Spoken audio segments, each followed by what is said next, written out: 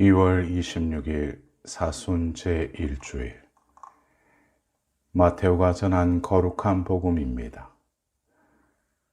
그때 예수님께서는 성령의 인도로 광야에 나가시어 악마에게 유혹을 받으셨다. 그분께서는 40일을 밤낮으로 단식한 뒤라 시장하셨다. 그런데 유혹자가 그분께 다가와 당신이 하느님의 아들이라면 이 돌들에게 빵이 되라고 해보시오 하고 말하였다. 예수님께서 대답하셨다. 성경에 기록되어 있다. 사람은 빵만으로만 살지 않고 하느님의 입에서 나오는 모든 말씀으로 산다. 그러자 악마는 예수님을 데리고 거룩한 도성으로 가서 성전 꼭대기에 세운 다음 그분께 말하였다.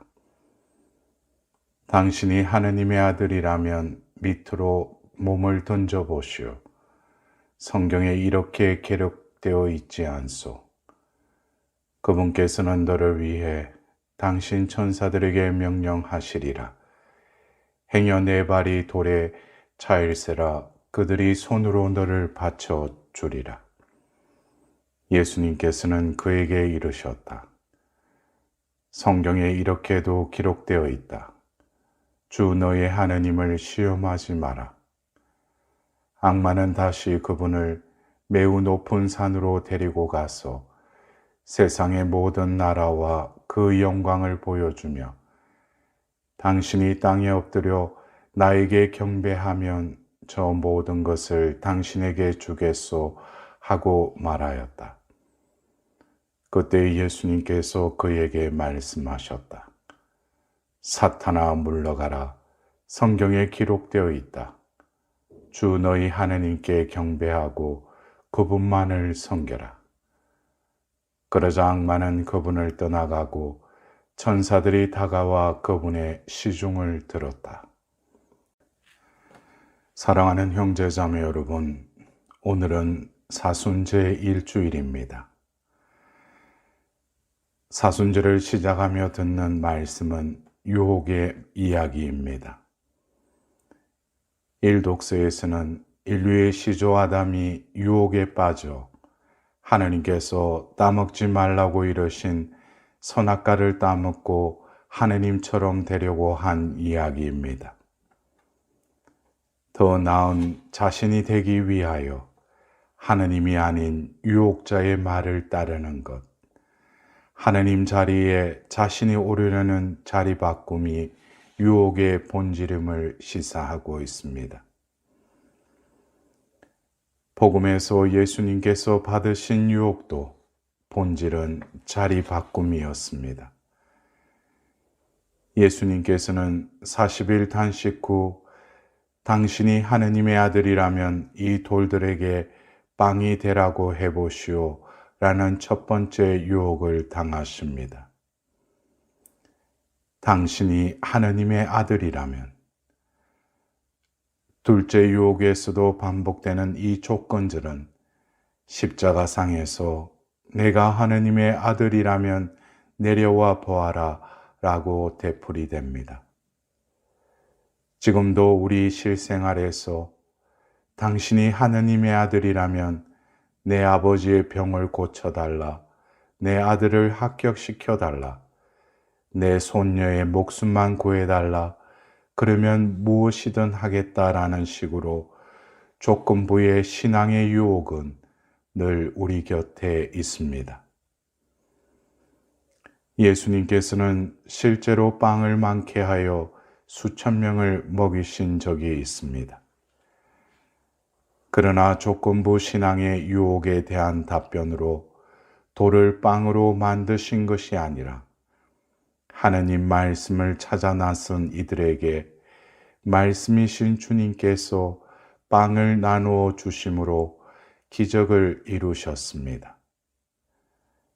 그러기에 돌들어 빵을 만들라는 유혹의 예수님은 사람은 빵만으로 살지 않고 하느님의 입에서 나오는 모든 말씀으로 산다라고 답변하십니다.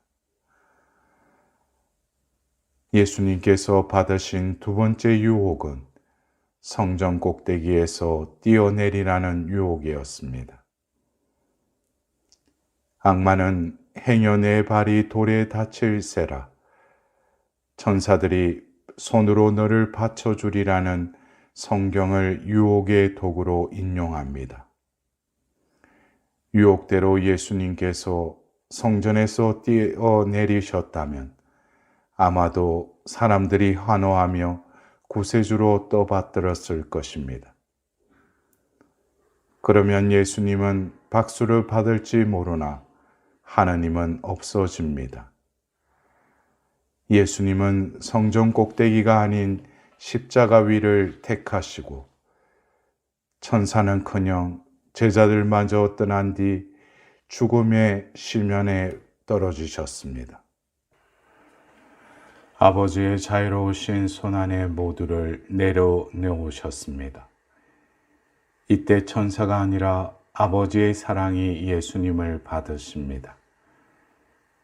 구원이 사람들의 환호나 자신의 영광을 찾음에 있지 않고 하나님의 사랑에 있음을 드러내신 것입니다.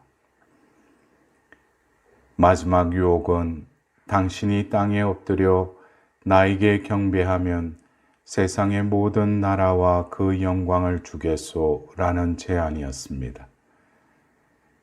세상의 모든 나라를 얻게 되면 하나님 나라 건설의 사명을 성취할 수 있지 않을까요? 그런데 예수님께서는 왜 거절하셨을까요?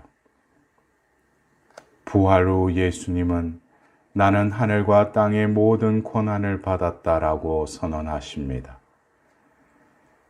하늘의 신권과 땅의 지상권을 받은 진정한 왕이라는 말씀입니다.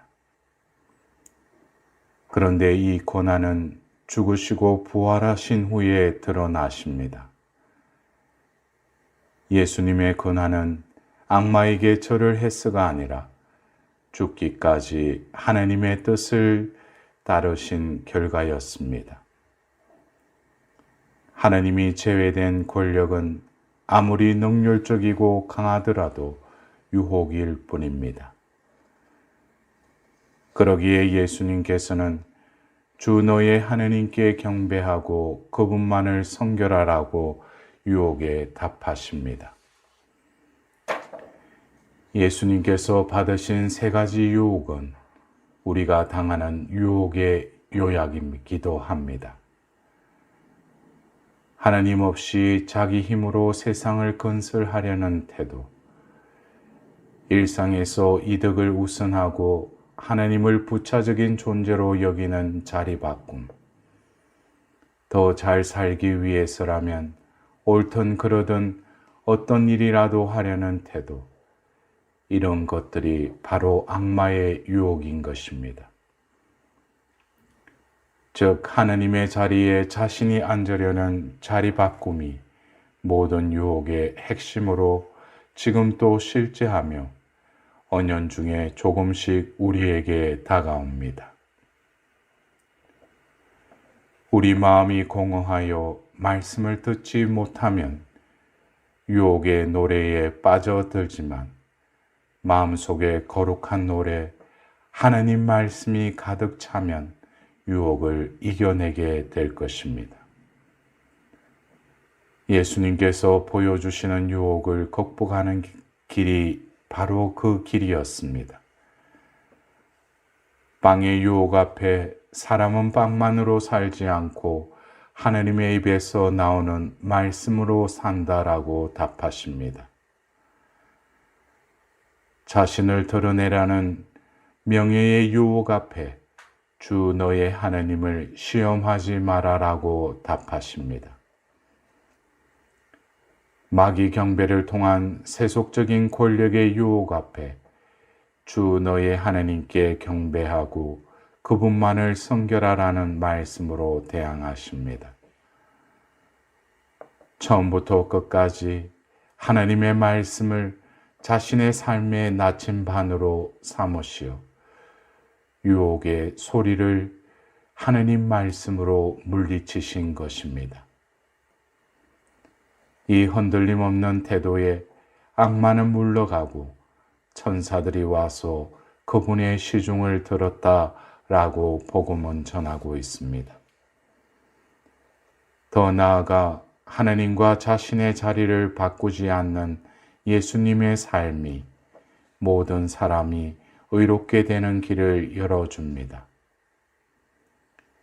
이를 두고 아담 한 사람의 불순종으로 많은 사람이 죄인이 되었지만 예수 그리스도 한 사람의 순종으로 많은 사람이 의롭게 될 것이라고 이 독서에서 바오로 사도가 말씀하고 계십니다. 형제 자매 여러분, 사순절은 회개의 시기입니다. 내가 하느님 자리에 앉아있지 않은가 살펴보고 내 자리로 돌아가는 것이 회개입니다. 나는 어느 자리에 있는지 물어봅시다. 삶의 매 순간 우리 안에서나 밖에서 무수한 소리가 들립니다. 맥없이 이 소리를 따를 것이 아니라 유혹의 소리인지 하나님의 말씀인지 식별하고 따라야 할 것입니다. 자신이 주인이 되라는 달콤한 유혹의 소리를 따를 때 아담처럼 하느님 땅에서 쫓겨나고 롯의 아내처럼 소금 기둥이 되고 가룟 유다스처럼 실망한 채 내가 탐배는 절벽에 자초할지 모릅니다. 그러나 유혹의 노래가 아니라 하느님의 말씀이 내 속에서 울려 퍼질 때, 그래서 그 말씀을 따를 때 생명과 자유의 길이 우리 앞에 열릴 것입니다. 주 너의 하느님을 경배하고 그분만을 섬겨라.